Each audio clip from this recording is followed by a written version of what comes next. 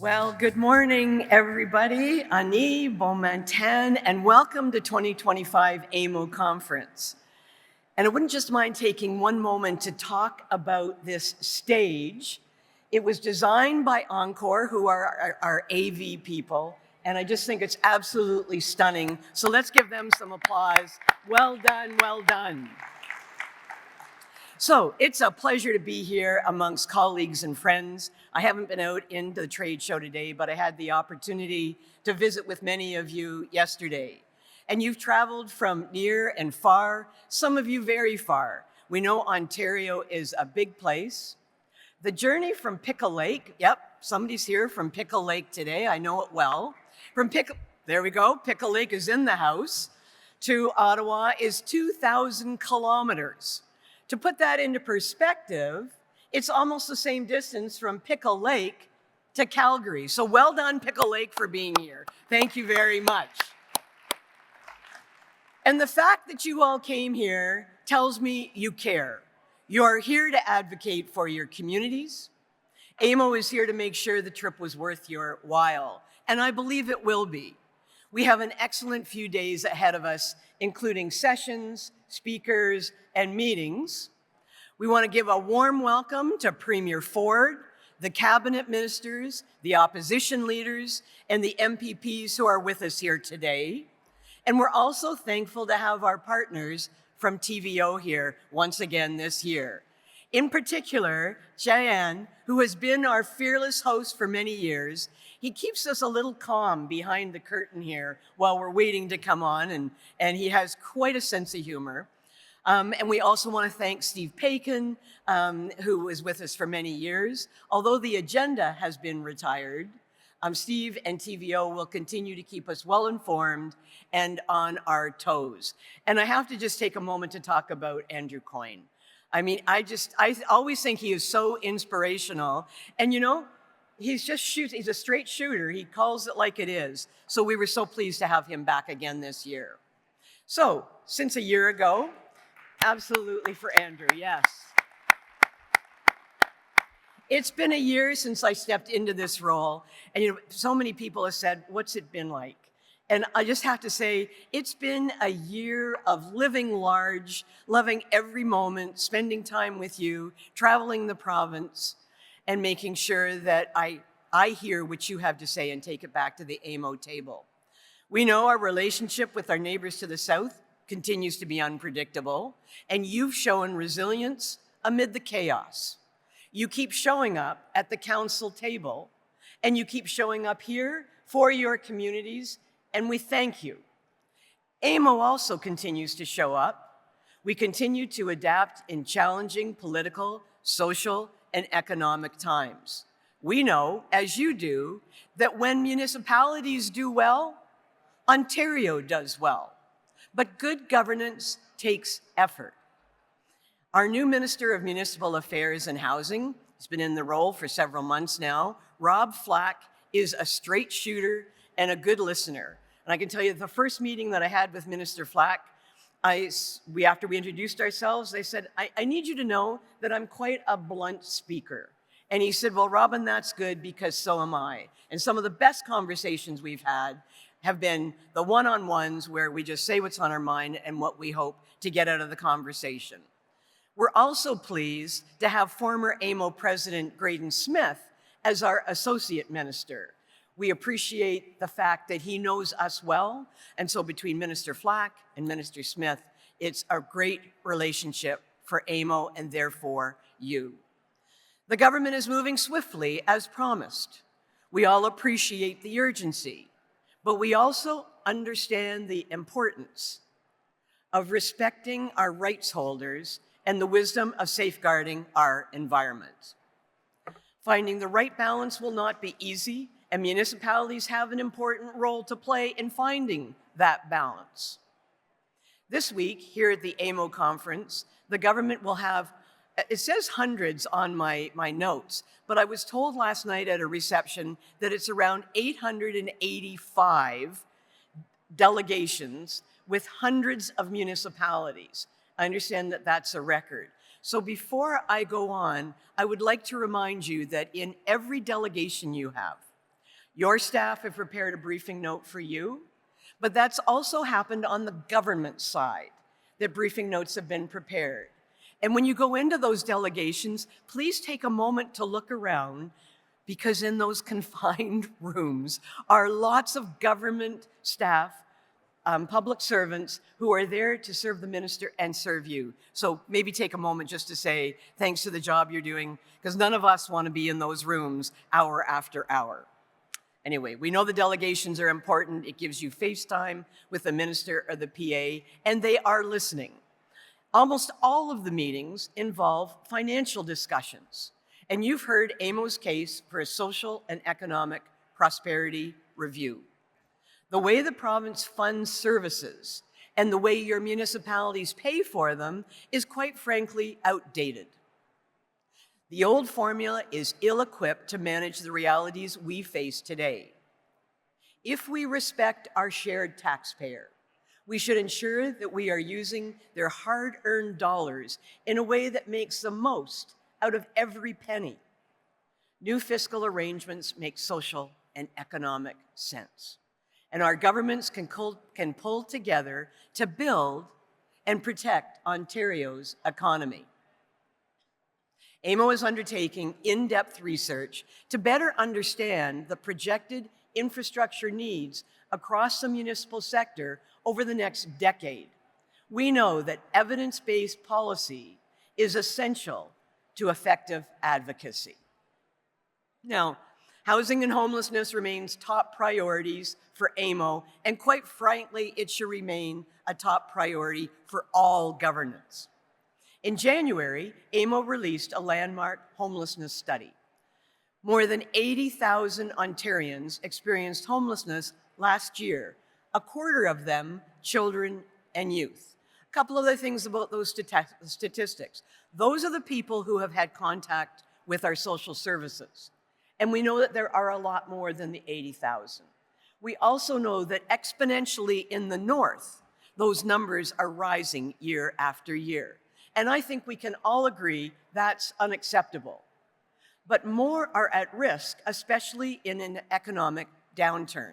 And without meaningful intervention, the number of unhoused people could triple to almost 300,000 in less than 10 years. So ignoring the problem has dire social and economic consequences for our communities and for everyone involved. Bold, coordinated action is needed to provide people with a place to call home. Our study shows that an $11 billion investment over the next decade would make a difference. Now, while that sounds like a lot of dough, it sounds like a lot of money, it's actually less than 0.5% of the Ontario budget every year. Less than 0.5% of the budget will resolve that issue in a decade. So for that sum, we could provide up to 75,000 new housing units and take pressure off emergency shelters, local services, and municipalities, and start to address the root cause of homelessness. As a province, we need to make investments in housing and social supports that turn our rapid population growth into a strength and competitive advantage. AMO has been clear with the Government of Canada and our partners at FCM, many of who are here today in the audience, that infrastructure investment, including investment in social housing, is critical. It's good for them, it's good for us, and it's good for the people that we all serve. These are investments in productivity. And AMO's business case shows that federal and provincial investment of about $3.5 billion per year for 5 years would save 14,000 jobs in Ontario, including 5,000 in the struggling residential construction industry. Strategic investments now will protect us in the short term and deliver long-term prosperity to thousands of people in Ontario families. When Andrew Coyne finished his speech, he left you with a bit of a call to action. We need to do now these things rather than wait for it to come. And that's very much the same in relation to homelessness. We need bold action now. So last year, changing strides, the Code of Conduct reform was top of mind at the conference. For several conferences past, we've sat in here during the Ministers' Forum and seen standing ovations when the question gets asked, Minister, when are you going to change the Code of Conduct? So let's take a moment and acknowledge Minister Flack has as soon as the legislation came back in spring, Minister Flack reintroduced that legislation. I think we need to give him a hand.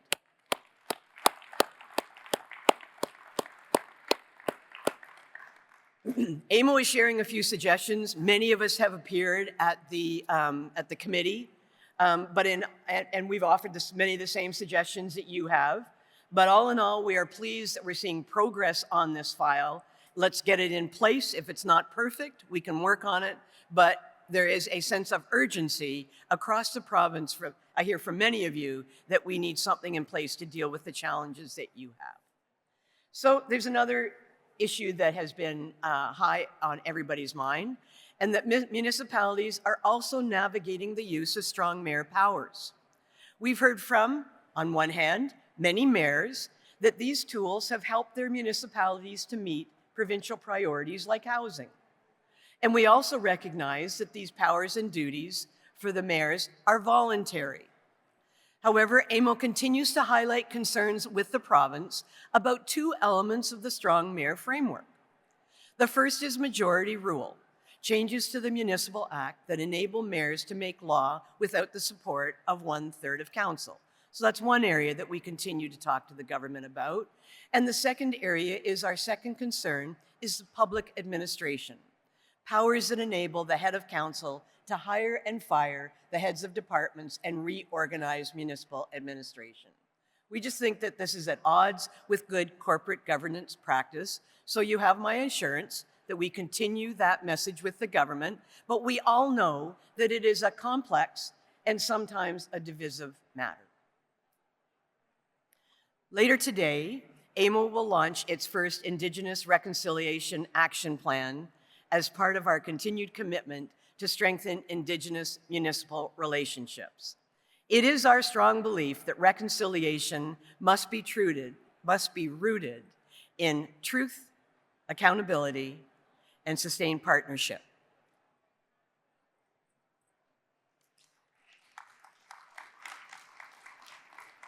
Thank you, Chief.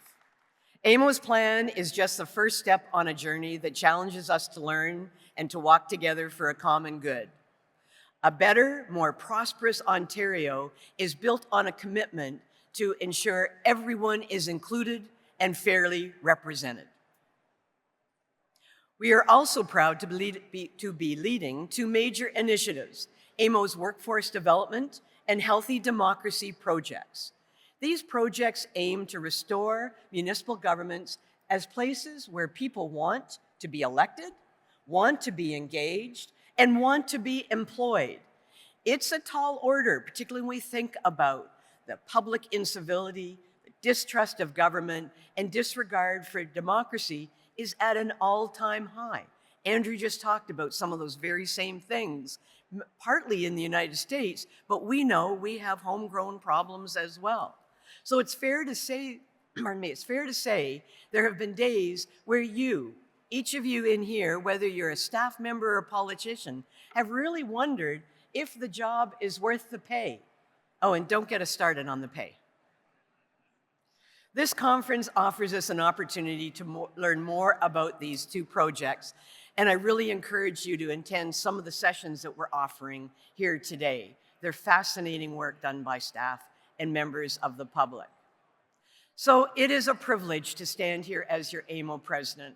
As I started, I'm going to repeat, I am living large. I love representing you. I love meeting with the ministers and other provincial and federal politicians, hearing your words in my ears as I speak to them. This year, we're saying farewell to our executive director. And for those who were here at the beginning of our opening, we got to see just a terrific honor bestowed on our executive director, Brian Rossborough, by the city of Ottawa. And so for everybody to remember, today is Brian Rossborough Day in Ottawa. What an honor.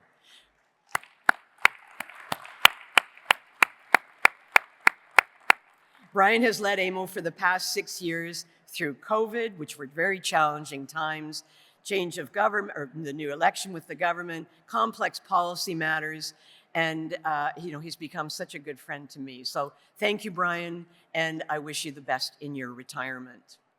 On September 1st, when Brian retires, AMO's policy director, Lindsay Jones, will take the helm as AMO's new executive director. So Lindsay has had a very positive effect at AMO over the past 3 years, and she is like super qualified, an amazing woman. And believe me, we have a lot of fun being two Jones girls when we meet people. You will have met Lindsay. JN, don't listen to this next piece for TVO, but you'll remember a couple of years ago when we were beginning the big ceremonies, and you remember what happened? Right. The strike was called for TVO, and everybody who was part of the process had to leave. And that was Lindsay's first conference. And you will remember that she and Brian Rossborough shared the stage in the announcement. So Lindsay, stand up so people can see you, and we wish you the best. So we've covered a lot of ground here today. We know, I know, you know, the challenges that municipalities face are big ones, and they can't be tackled all at once. So following in on Andrew's thought about what are we going to tackle, what if today we committed to something together? What if we built on the momentum that we have with a new cabinet? You're all going to be meeting members of cabinet today, so keep that in mind. We have a minister who is willing to listen and talk frank. To fulfill this promise, we need to move forward together. Municipal and provincial, united in a common cause. There are a lot of provincial people in our audience. So maybe it's homelessness, infrastructure funding, or a new fiscal framework that finally makes sense. If we decided to do something today, collectively, tomorrow we could say we've committed it. In 6 months, our municipalities could tell their residents, we're working on it, and next year at this very podium, we could say, we did it. So next year, I hope to stand here not asking for commitment, but instead proving that it's possible. Enjoy the conference. I can't wait to visit with you out in the trade show or on the floor. So thank you, merci, miigwech.